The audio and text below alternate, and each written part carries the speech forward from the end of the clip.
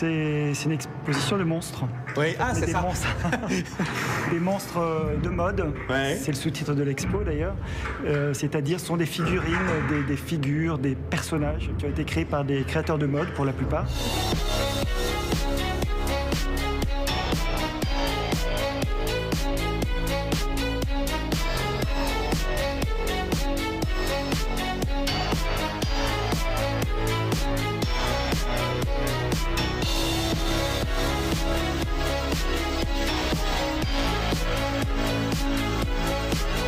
Quand je me lève, je prends mon petit déjeuner. Mes cheveux sont attachés, mais d'une façon beaucoup plus souple, pour ne pas être trop serrés.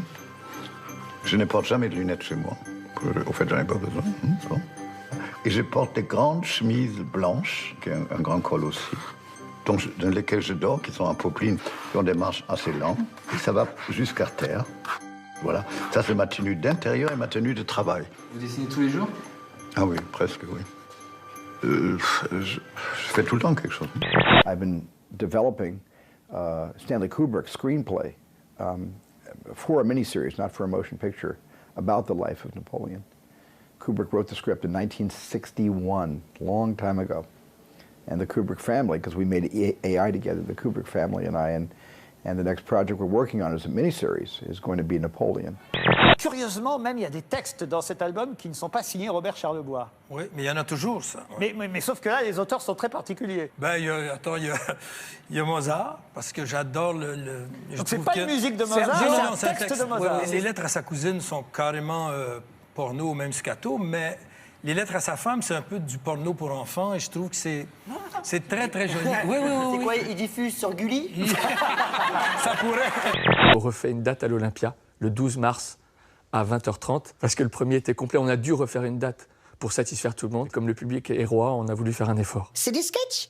Ou c'est une espèce de stand-up? C'est les deux. En fait, il y aura un sketch sur les performances sexuelles, notamment. Aujourd'hui, il faut être performant sexuellement, parce qu'avec tout ce qui se fait sur Internet, toutes les vidéos qu'on peut y voir, les hommes commencent à être frustrés. Donc, en fait, en tant que mari, je veux m'améliorer, parce que ma femme, maintenant, sait qu'il y a mieux ailleurs. Les maisons tombées du ciel, Fourtou, ça le connaît. En 2010, Jean-François se met en tête de reproduire à l'identique, papier toilette compris, le pavillon charentais de son grand-père, disparu 30 ans plus tôt. À un détail près, la maison est plantée le toit dans le sol, tel un javelot.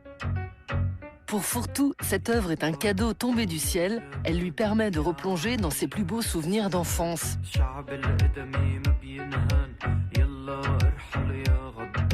C'est vous qui avez eu l'idée de ce livre? Oui, tout à fait, oui. Moi, j'ai proposé cette idée à Michel parce qu'on parle beaucoup ensemble et on avait envie d'écrire quelque chose.